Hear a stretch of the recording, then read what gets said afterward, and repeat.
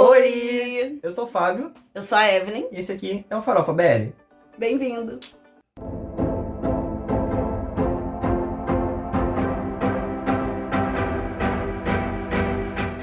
Oi pessoal, tudo bom? No vídeo de hoje a gente vai falar de algo que a gente queria falar desde o início, mas por uma ordem cronológica e por decisão comum a gente deixou pra fazer agora, que é... Vamos repetir a frase. Vocês já viram na thumb, vocês já leram aqui embaixo no título do vídeo.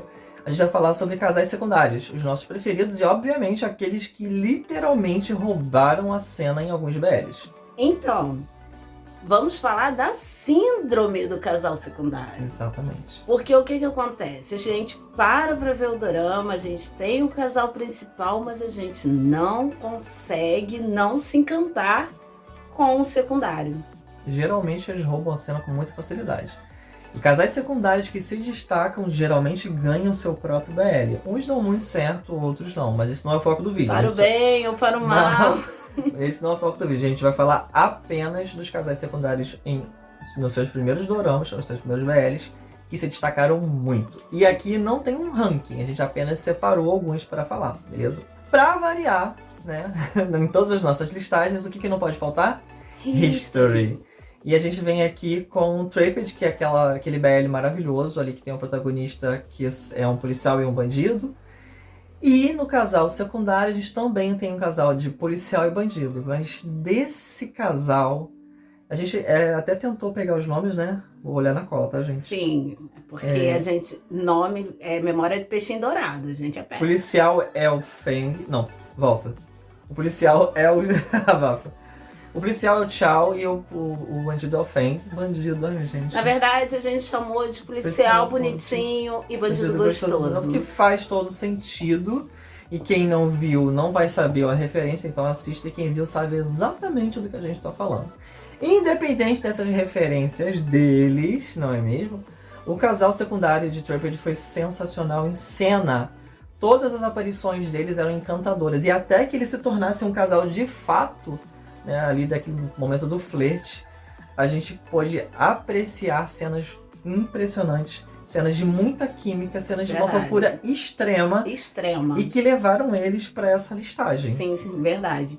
Eles são assim, eles têm uma química excelente, eles são levinho. Sim, bastante. Não é aquele casal que roubou a cena porque tem cenas quentes e blá, não.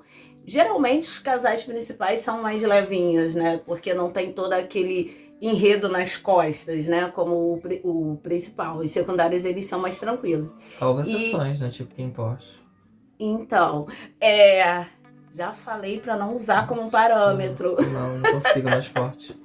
Então, assim, essa é a nossa primeira... Adoro. Esse é o nosso primeiro aqui. Esse é o nosso primeiro casal. Esse é o nosso primeiro casal secundário, né? O Chow e o Feng de Trapped. O segundo que a gente separou, eles chegaram a ganhar o próprio BL, mas não teve assim, uma aceitação muito bacana. Eu confesso que eu dropei. Apesar de gostar muito do casal, muito dos atores, não tem nada a ver com os atores, com o casal, pelo amor de Deus, tá? E a gente vai repetir mais uma vez, que é muito importante, que aqui é só apenas a nossa opinião, né? Não é certo nem errado, não é o que é mais ou o que é menos, é só a nossa opinião. Não é verdade absoluta, beleza? Opinião. E é Mark Kit de Genai, primeira temporada de preferência, né? Que a segunda foi cagadíssima, Deus me livre. Mas enfim, Mark Kit tem uma química absurda em cena. Extrema fofura detectada. Roubaram a cena total. Você entra ali pra assistir o BL sem pretensão nenhuma e sai diabético. É muita fofura. Até porque eu achei o casal principal chatíssimo. Ai. Quando entra então naquele arco lá do ex, misericórdia, cara. Ai, muita chatice. A gente fica, tipo, assistindo, esperando que apareça o casal secundário. E quando aparece, salva assim, literalmente, salva a pátria. O Mark e o Kit, eles têm uma química muito grande em cena. E apesar de ser um BL que se passa em faculdade... Gente, olha, por favor, não façam hate com a gente. Assim, eu já tenho, assim, eu não consigo, cara. É muito BL que eles focam nisso. Uns funcionam, Mas eles outros... pararam, amigo. Eles não estão mais focando em faculdade. Eles perceberam que foram demais. Eles estão saindo. Eu Agora acho eles estão indo bom, pra né? florestas. Eles estão indo pra Máfia, aldeias polícia, do interior bandido, e máfias. e escritórios. Para de falar de novo de Kim Porsche. Eu falei máfia. O True RPG é máfia. A gente acabou de falar deles aqui. Policial é bandido. Enfim, Mark e Kit é um casal secundário que eles se tornaram gigantes, né? A apresentação deles foi tamanha que eles ganharam aí o próprio BL, que foi, se não me engano, é That's My Candy ou My Candy, alguma My coisa Candy, assim. né? Eu nem registrei. Alguma coisa Candy que eu... É uma viagem mística ao Deus Sol que, tipo... Comendo brisadeiros. Pra quem não sabe, brisadeiro, não vou falar o que é. Deixa Dá pra pesquisar lá o que é A brisadeiro. gente leva banho, pode. É isso, é verdade. Enfim, next. Ah, O próximo, gente. Eu vou deixar você falar do próximo. então... Two Moon Shoes tem o casal principal... Que não é ruim, eles não são ruins, Não, na a gente verdade. aqui não tá falando de casais secundários que se sobressaíram mais que o principal, não. Existem alguns que aconteceram, mas a vertente aqui do vídeo, né, a regra desse tema, são casais secundários que se destacaram. A síndrome do casal secundário que cresce demais. Sem que seja proposital, tá? Sim. E o Timon, ele tem... São 3 casais, né? O Timon Two, porque o Timon, o primeiro, acho que são focados em 2 casais. Mas a gente tá falando aqui especificamente de um casal que tem na segunda fase da história, que é... Que é o Forte e o Ben. Ben. Ah, gente, o Pavel e o Dom. o Pavel, gente. Gente, nada contra o outro, o meninas. que são aqueles dois? A primeira cena deles juntos. Não, eu acho engraçado que a gente acabou de falar. Não é porque eles se destacaram, não porque tem cenas fortes, não sei o quê. No próximo, no seguinte, gente, aquela cena deles entrando em contradição total. Mas assim, é o que o casal oferece, Mas entendeu? o que seria de nós sem a contradição? Né? Então, eles são... Gente, que química perfeita. Ai, eu me lembro que quando eu fui assistir, você falou assim, assiste, mas vai desconstruído, vai com calma, porque... Mudou os atores completos, por causa todo aquele estresse que teve lá na produção de Two Moons, né, na primeira temporada. E aí eu cheguei e ela ainda falou assim, preste atenção no casal secundário, mas não me falou mais nada.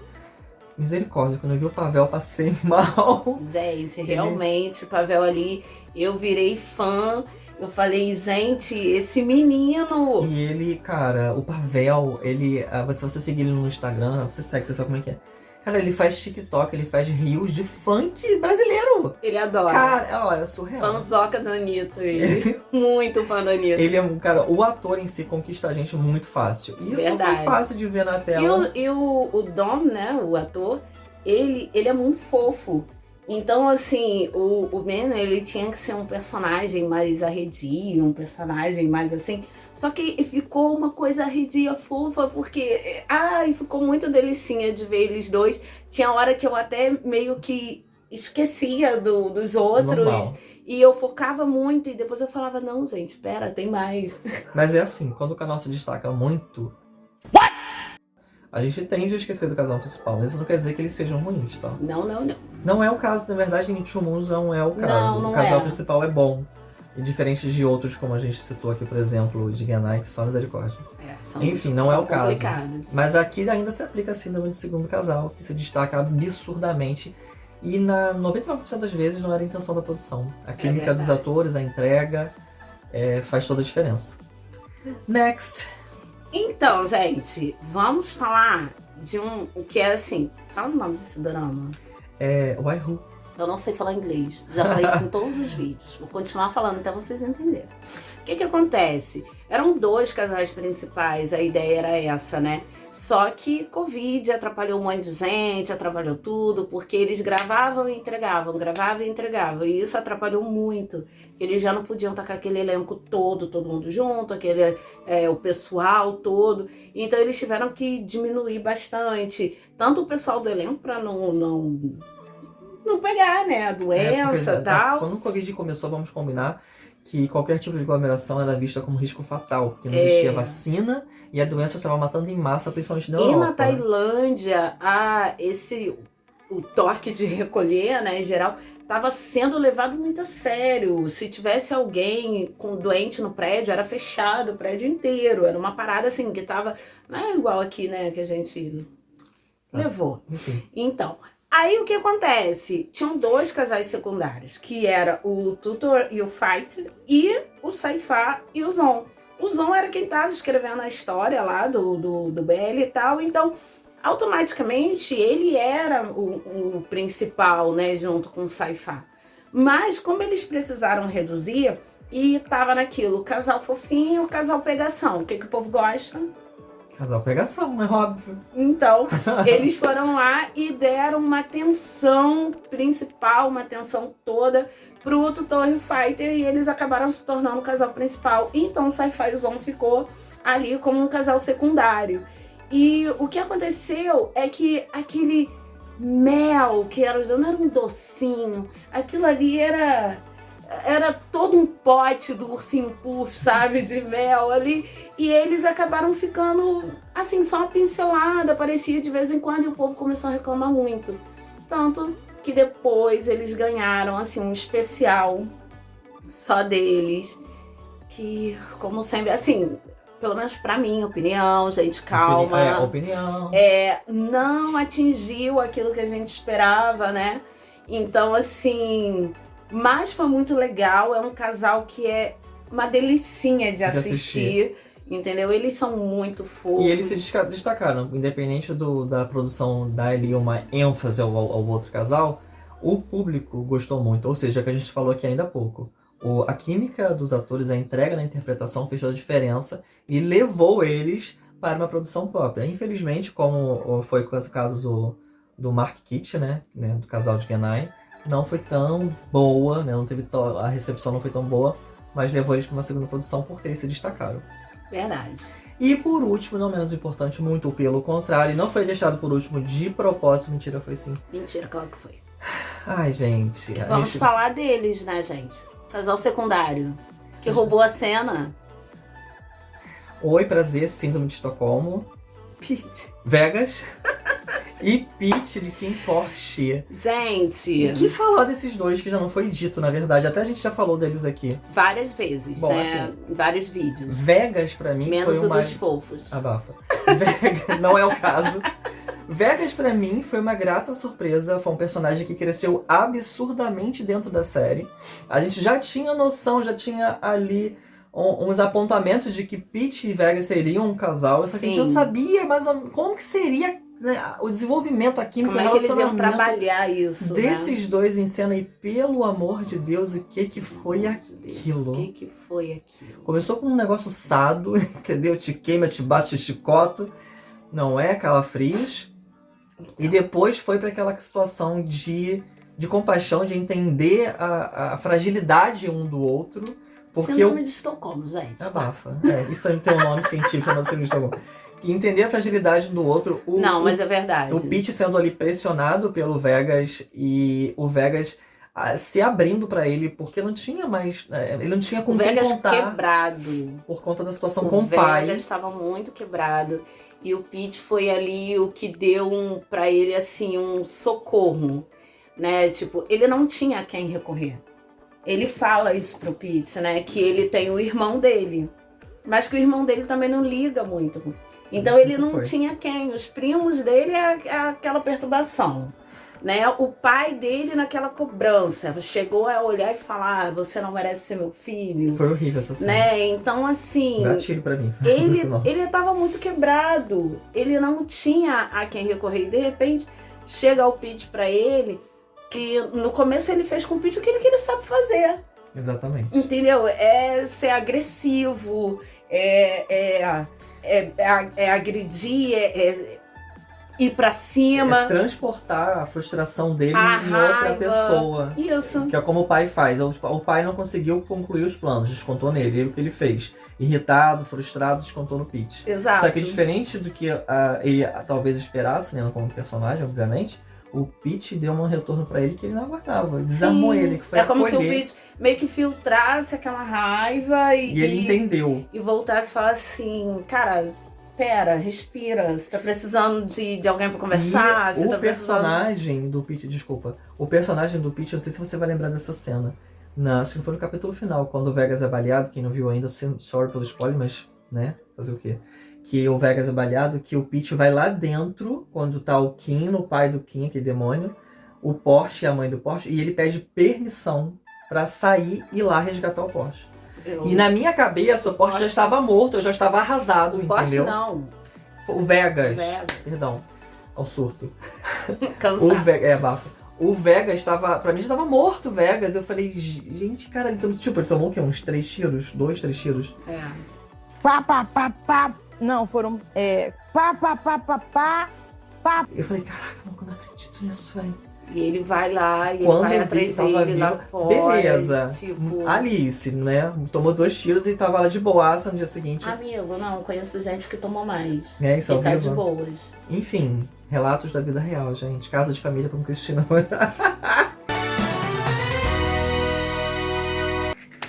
Enfim, mas isso, né? Licença poética à parte ali da peneira humana.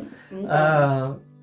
Lógico que eu fiquei contente que ele estava vivo, pelo amor de Deus. Eu quero mais de Vegas Sim, Pete. claro. E aquelas...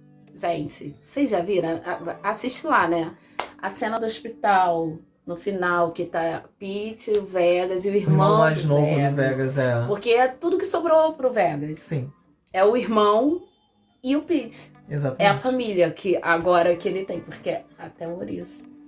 Eu ia comentar essa cena agora. Tudo começou quando o ouriço dele morreu.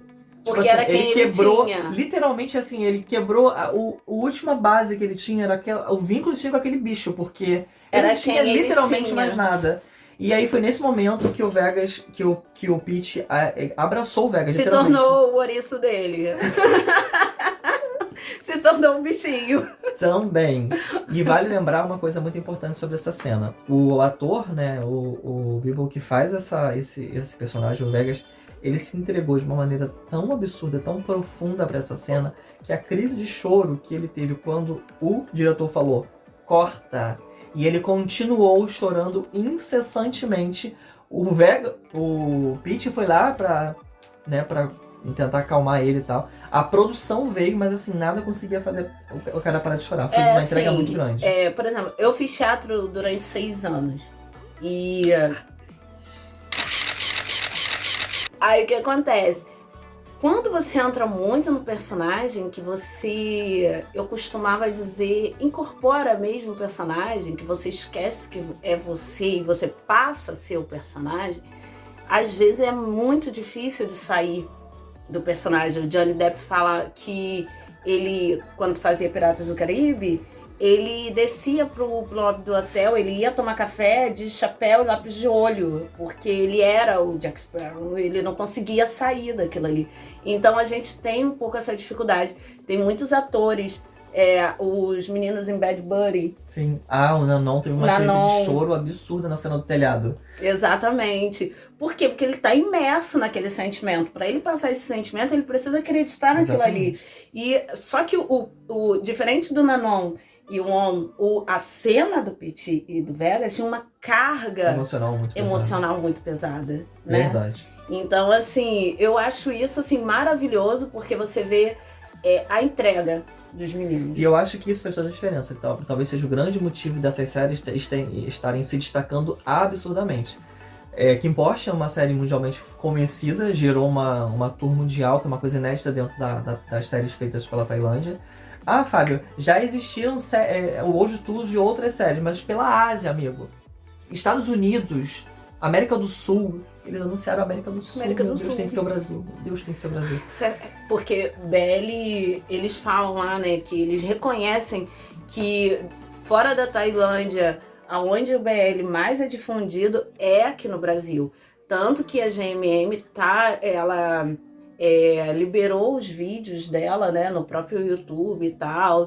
E ela tinha dito que ela ia liberar legendas em português, porque eles estão entendendo que o mercado do BL aqui no Brasil é muito forte, é muito pesado. E eu acho que é o que tá meio que fazendo a diferença fora da Tailândia. Fora daquele nicho ali da Ásia, que eles já porque estavam você vê os meninos muito focados no Brasil. Se você for acompanhar eles no TikTok, não sei o que, eles vão fazer uma trend, eles vão fazer não sei o que, e usam funk, Sim. usam uma já vi musiquinha vários. sertaneja, uma O musiquinha Curvance adora, e o da Santa, eles adoram fazer uma musiquinha esse da vídeo no Instagram. Anitta, porque que eles estão muito ligados no Brasil, porque eles recebem muito amor, né? E isso é muito legal. Sim.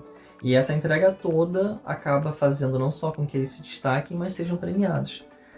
Não é o assunto do vídeo, mas antes de encerrar, On and On Couple of the Year na Tailândia. Eles ganharam o casal do ano por The Bad Blood Series. Merecido. E foi uma das cenas que mais se destacou da série toda, foi essa do telhado. Essa do telhado. E uma das séries que mais tem se destacado do Vegas, além do Pitch, além das Sados, são essas cenas emocionais. Sim. A da morte do ouriço, a do hospital, ou seja, cenas que requerem do ator muito além.